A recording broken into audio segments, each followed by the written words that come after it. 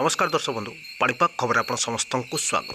गतकाल लघुचाप क्षेत्र भीषण रूप नेबा वेलमार्क रूप नहीं परवर्ती 24 घंटे यह पश्चिम उत्तर पश्चिम दिगरे गति कर ओडिशा अतिक्रम कर आज मध्यरात्रि कि आसंता सकाल सुधा अतिक्रम कर सूचना रही जार प्रभाव में उत्तर ओडिशा समेत पश्चिम और दक्षिण में प्रबल वर्षा नहीं सूचना देती विभाग। तेज आगामी किछि घंटा मध्य प्रबल वर्षा नहीं मयूरभंज केउझर जाजपुर ढेंकानाल देवगढ़ सुंदरगढ़ अनुगुल संबलपुर झारसुगुड़ा बरगढ़ सोनपुर बौद्ध बलांगीर नुआपड़ा कोरापुट और मालकानगिरी जिला को वर्षा चेतावनी रही। आगामी 2 ରୁ 3 घंटा मध्य समस्त जिला मान होईपारे प्रबल वर्षा और आगामी 24 घंटा पुणी वर्षा चेतावनी देला पाणीपाग विभाग। मयूरभंज समेत 6 जिला को येलो वार्निंग जारी होती 7 ରୁ 11 सेंटीमीटर मध्य वर्षा और सृष्टि होता लघुचाप क्षेत्र प्रभाव में उपकूल में कमिब वर्षार परिमाण। आगामी 2 ରୁ 3 दिन मध्य उपकूल ओडिशा रे पाग सुखिला रहिबार संभावना रही। काभा वर्षा हेबा नै पाणीपाग केन्द्र सूचना रही। तेज सृष्टि होता लघुचाप क्षेत्र एवं केवाड़ को गति कर यार प्रभाव में राज्य में 24 घंटा मध्य केउ 6 जिला को प्रबल वर्षा नहीं येलो वार्निंग सह नुआ लघुचाप प्रभाव में 29 ରୁ केउ सब जिला मान को प्रबल वर्षा नहीं एबेठू येलो वार्निंग जारी कला पाणीपाग केन्द्र निश्चय नजर पकातु। ता पूर्व वीडियो को लाइक करूँ, चैनल को सब्सक्राइब कर शेयर करूँ और आपण अंचल में स्थिति कौन रही निश्चय कमेंट बॉक्स में जन दिंतु।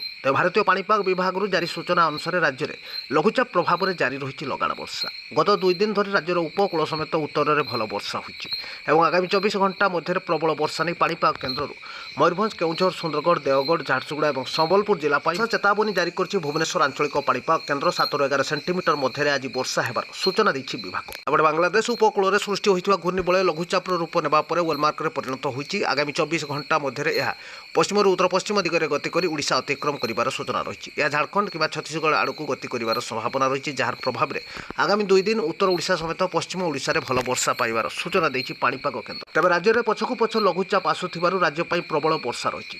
गोटे लघुचाप स्नो सरणु पुणी आउ एक लघुचाप 29 को सृष्टि होगा नहीं सूचना देछि भुवनेश्वर आंचलिक पाणीपाग केन्द्र। 29 बेलू राज्य में प्रबल वर्षार संभावना रही। दक्षिण ओडिशा रे अधिक वर्षा होगा नहीं एथर सूचना देछि भुवनेश्वर आंचलिक पाणीपाग केन्द्र।